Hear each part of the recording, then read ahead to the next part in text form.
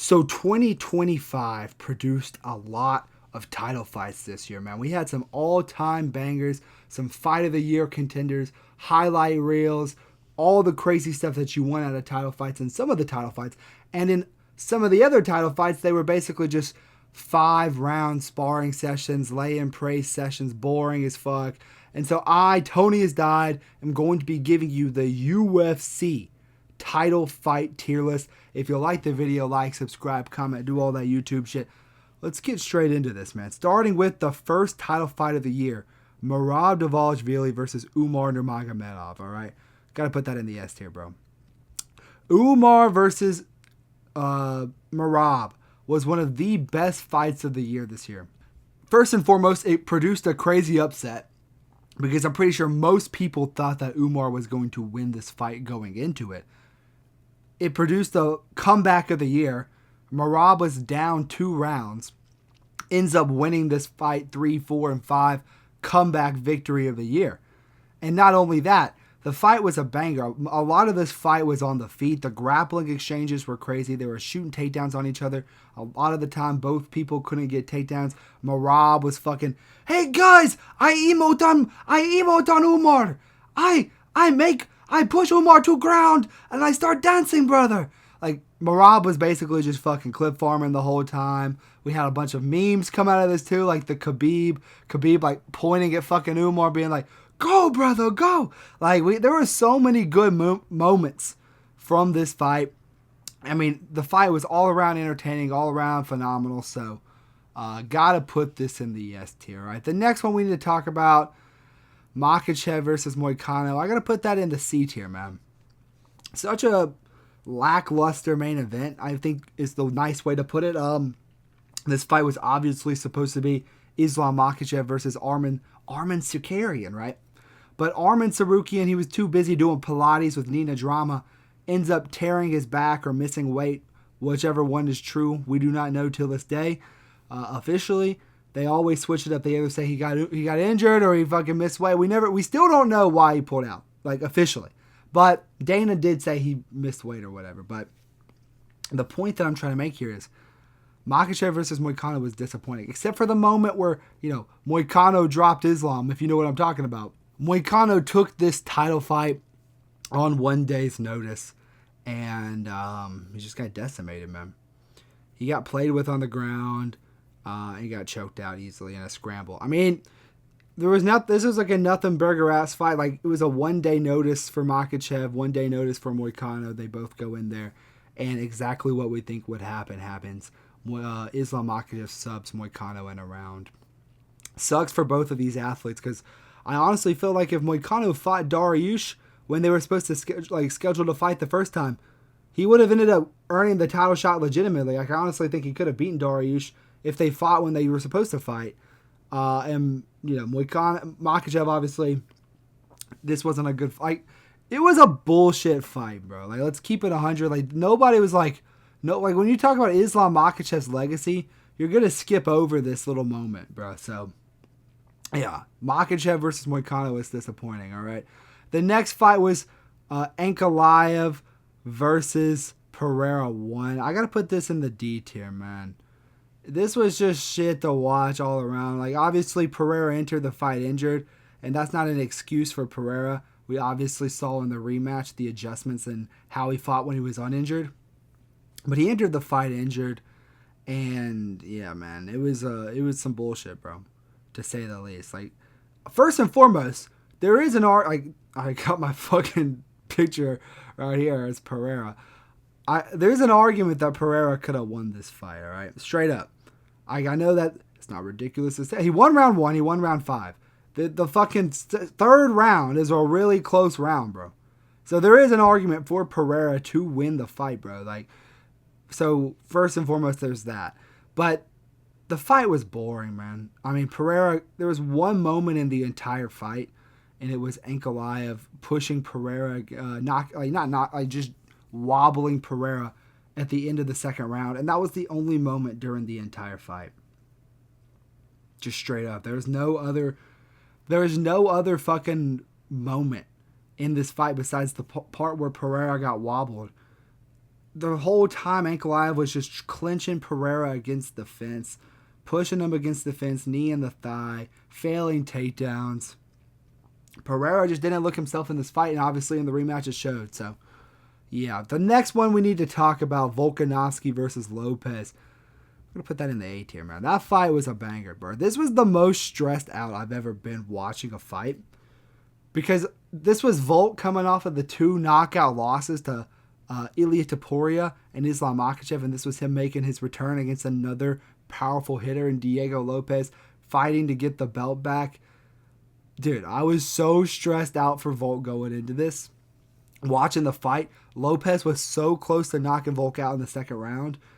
Dude, it's just like, okay, first of all, it was back and forth the entire time. Obviously, Volkanovski was the better fighter, and he showed that he was the better fighter by winning the fight, hurting Lopes multiple times in the fight, just doing better work. But Lopes did good in the fight. He dropped Volk, and there was just this moment, like, it just felt like Lopes was going to knock out Volk the whole time, bro. And yeah, that's what I'm going to say, bro. It just was super fucking stressful to watch the entire time. I was just holding my breath, hoping Volk didn't get knocked out for the 3rd time in a row. So, yeah, I have this in A tier. It was super fun to watch the whole time. Another fight that I got in the A tier, JDM versus Belal, man. This fight was super, dude. This was one of the most entertaining fights of the year, man. The only entertaining fight of Belal Muhammad's entire career was one that he got brutally pieced up in. Not brutally. Here's what I'll say about JDM versus Belal. This fight was a lot closer than people make it, bro. People like to talk about JDM Belal. Like, JDM just went out there, completely master class Belal in every single facet. The striking numbers were really close. Belal got JDM down multiple times in this fight, did work with that. Now, don't get me wrong, JDM did very good. JDM destroyed Belal, like, not destroyed, but he did very good on the feet against Belal, piecing him up in the pocket, landing nasty combos, ripping to the body and to the head, and just showing off the insane striking that he has. But people act like this wasn't a close fight. This was a very competitive fight on the feet. It was super fun to watch the striking combinations between both guys. I mean, the striking exchanges in this fight were just super fun to watch all around. The boxing, hit like the 5th round, JDM hit flow state and was just the combos he was unleashing on Belal in that 5th round were so brutal to watch. Belal, like Dana White took a picture of Belal after the fight. One of the worst injuries I've ever seen in that fucking picture, bro. So this was a super fun fight. Both guys came to bang it out. And yeah, the next one we need to talk about is Merab versus O'Malley 2. I got it in B tier. I don't think that this fight was like super crazy or anything. Honestly, it was kind of a bullshit title fight because O'Malley was not supposed to be rematching automatically Merab, bro. There was clearly other people that were knocking on the door to fight Merab at this moment in time, like Jan, like Sandhagen, and like some other people. And the UFC just gives O'Malley the automatic rematch. And everyone's like, what the fuck? Why does he deserve the rematch automatically? Like, he really didn't do shit, bro. Like, type shit. He literally fought nobody in between. He didn't fight a contender. His title defense was against Cheeto. He beat Aljo that was hurt. He didn't really beat Jan. Like, we were like, why the fuck is O'Malley getting in another title fight? And it really showed in this because it wasn't enough time for O'Malley to make the improvements he needed. In fact, Merab looked even better in this fight, which led to Merab piecing up O'Malley on the feet and then ending up subbing him with I think it was like a ninja choke technically. It was like some weird shit Merab made up on the spot. But, yeah, man, this fight was pretty, it was alright. I mean, there was nothing too crazy. Merab beat O'Malley. We already knew that he was better than O'Malley. He just put the stamp on it in this one. So, for that reason, I got it in the B tier. Next one we need to talk about is Pantoja versus KKF. Are you proud of me, Dad? Are you proud of me? We'll put it in the B tier as well, but we're going to put it higher. Yeah, we'll do it like this. We'll do this. We're going to put it higher than O'Malley Merab too. Because, granted, I don't think anyone thinks Amir Albazi beat Kai Kara. And so, Kai Kara was on a 3-fight win streak when he beat Ursek, he beat Albazi, and he beat somebody else as well. he was on a little decent win streak. They said, fuck it, we'll give you Pantoja. But we all knew how this fight was going to play out when it happened, right? Pantoja showed why he should be top 3 pound for pound in this fight. Pantoja showed why he is one of the flyweight GOATs, one of the greatest MMA fighters of all time. He went out there, walked down Kai Kara-France with ease. Walked him down with ease. And took him down, played with him on the ground, and ended up choking him up unconscious, bro. It was super fun to watch, mostly because Kai Kara-France seems to just be like an annoying, obnoxious individual most of the time. Not that I'm like a hater of Kai Kara-France. It's just, I don't know. He just, when he's doing the face-offs and he's sticking his tongue out at people, bro, like, I understand that it's your culture, your Maori or whatever, but it's still obnoxious to be doing all that, bro. Like, just because it's your culture to stick your tongue out at people doesn't mean it's not obnoxious. So, yeah, Kai Kara-France, he got marauded by Pantoja. He took him down, beat him up, choked him out. Super fun fight to watch. We kind of expected what was going to happen. So, yeah, man. Got to put that one in the B tier. The next one, we got to talk about Oliveira versus Topuria. All right, I got to put that in the F tier. I'm just kidding. Where should I put it? Should I put it? I'm not going to put it A tier, bro, because it was the most viral moment of the year. But we all expected Topuria to do that to Oliveira, who did lose the arm. And I'll put it in B tier. I think it's probably, yeah, I'll put it in B tier. I'll put it in front, the top of B tier. We'll go here, here, and here. All right. Sorry, I'm just going to start cutting the video now whenever I arrange them. But Oliveira versus Topuria. Dog. This broke my fucking heart, man. All right, but we all knew what was coming. We all knew that Oliveira just gets hit too much, man. We all know that Oliveira was chinny in the first place. I mean, if you knock out Max Holloway, what do you think is going to happen when you connect with Charles Oliveira, man?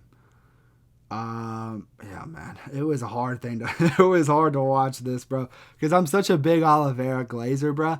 And I know how good Oliveira is. I will say this. I don't think he put the best version of himself forward in the Topuria fight. I think he made a bunch of dumb mistakes in the first round, obviously, because he got knocked the fuck out. But I do think that the rematch would be competitive-ish. I mean, I still think Topuria would knock out Oliveira. I just think it would be probably in like the second round. I think Oliveira could show some more success before it gets slimed out in a rematch. But the point I'm trying to make here is that, man, this was the most viral moment of the year. Topuria moving up a weight class after knocking out Max Holloway to fight Oliveira. Puts Oliveira out on a stretcher. One punch is all he needed, man. That deserves to be high tier. But it was something we expected. It wasn't just some like war.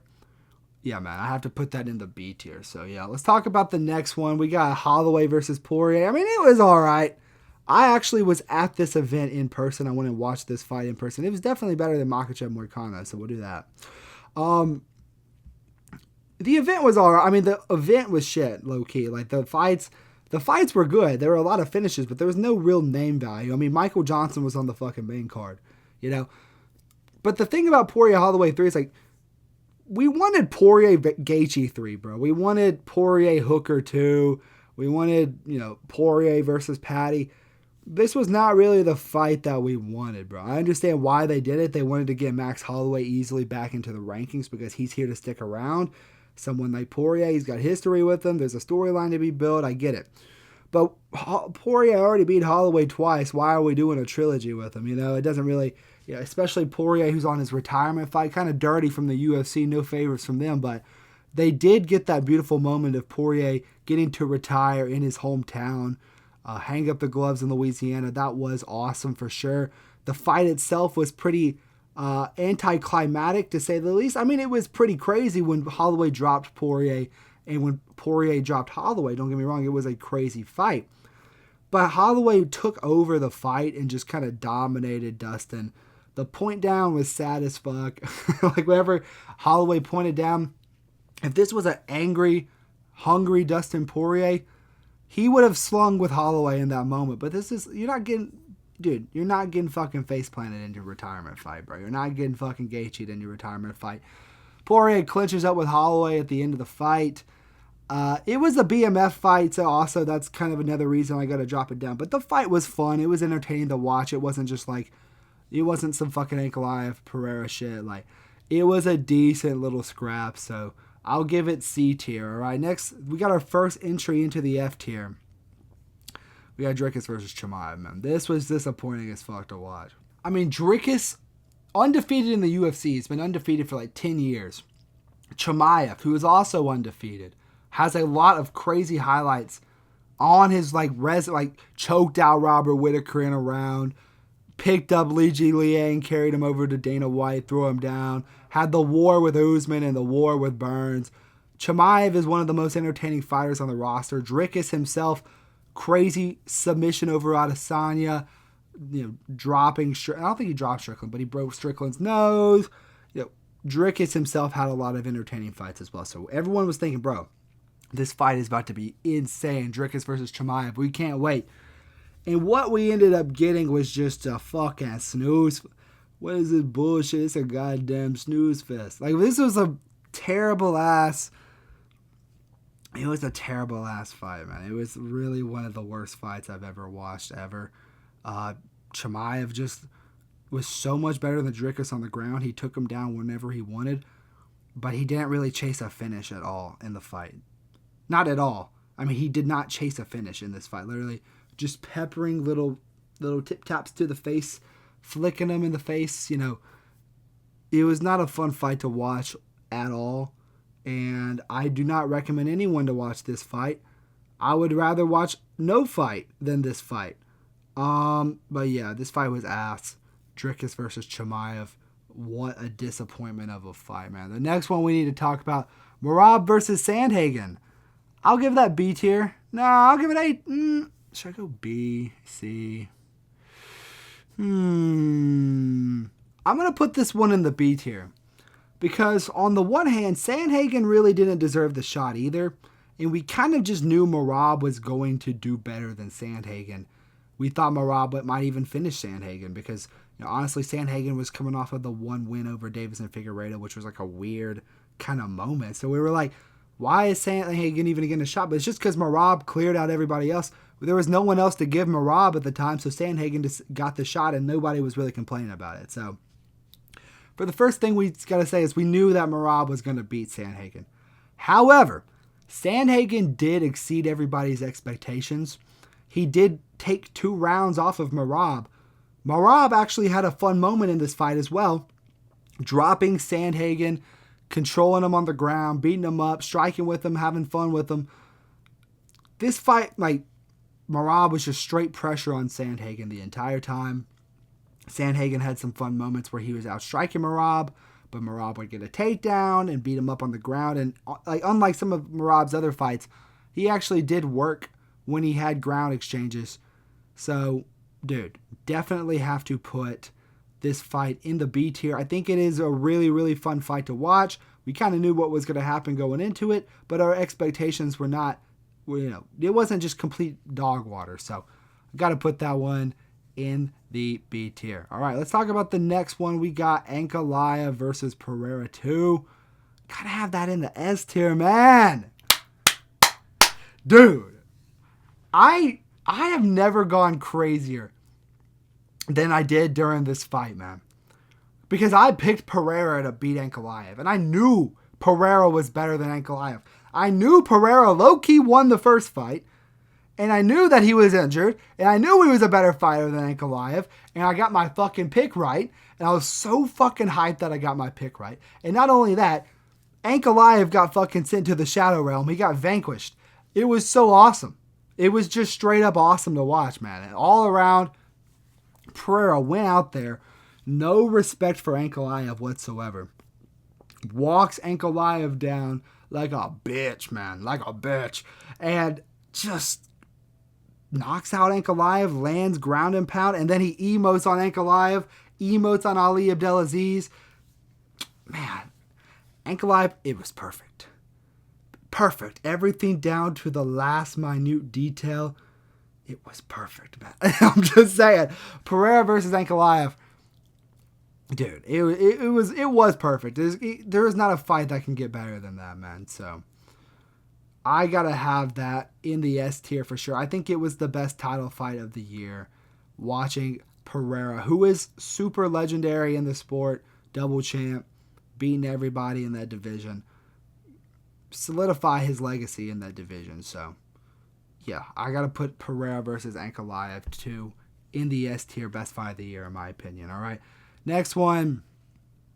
Yeah, man, this is F tier, man. This is fucking F tier, man, because we were about to get a fucking banger.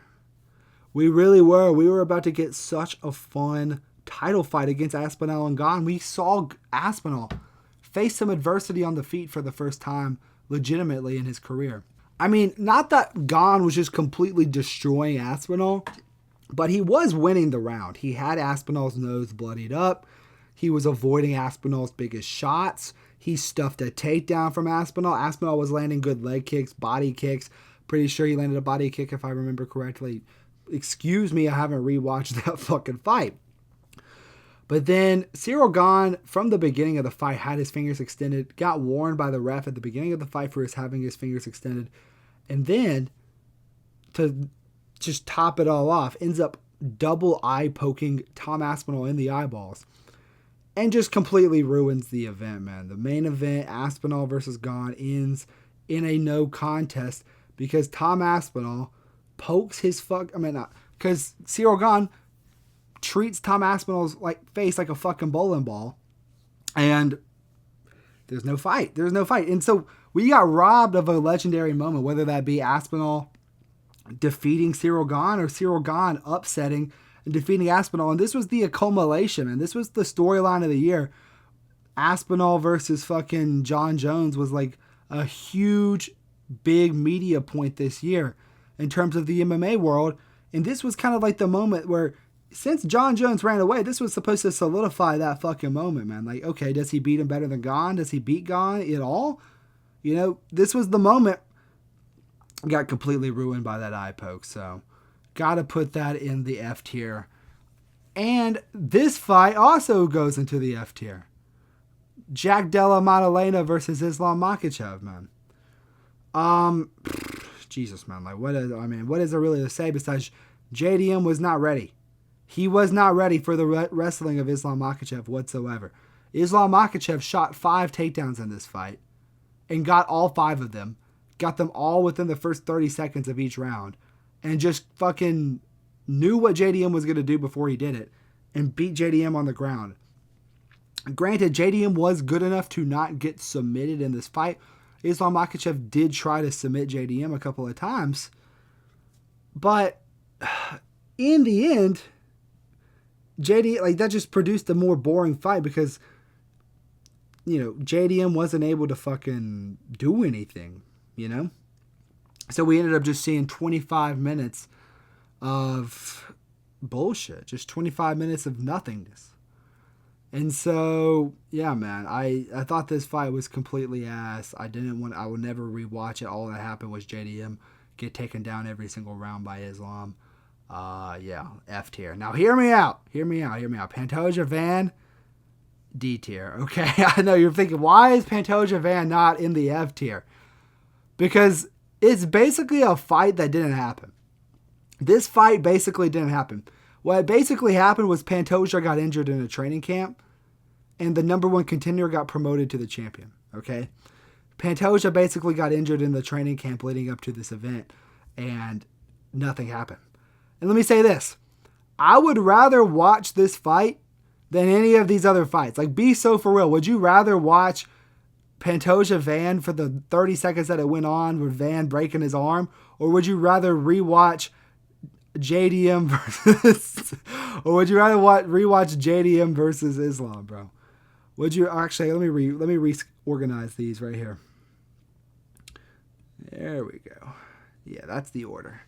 Would you rather watch Pantoja Van or Ankalaev hug Pereira against the cage for 25 minutes? I would rather watch that gruesome arm break, honestly. I know it was a nothing-ass fight. Technically, Van wins. The fight jumps up on the cage, annoys everybody. But I also think that this fight sets up the rematch between Pantoja Van. It creates a storyline. When this fight was a banger, it didn't really have a storyline. when we get to see them run it back, there will be super high. It will be hype as fuck whenever they run it back now because of the moment that was produced in this fight. So I still think it was complete ass what happened. We were robbed of what we were about to get, which was a banger. But ultimately, I would rather watch nothing than watch these other fights that I have below it. So yeah, let's talk about the final fight of the year, title fight of the year. What are these guys' names? Peter Yan 2 versus Merab. Peter Yan 2 versus Merab. Peter Yan versus Merab 2. I'm going to put it in the 8. No, I'm going to put it in S tier, man. I'm going to put it in the S tier, for real.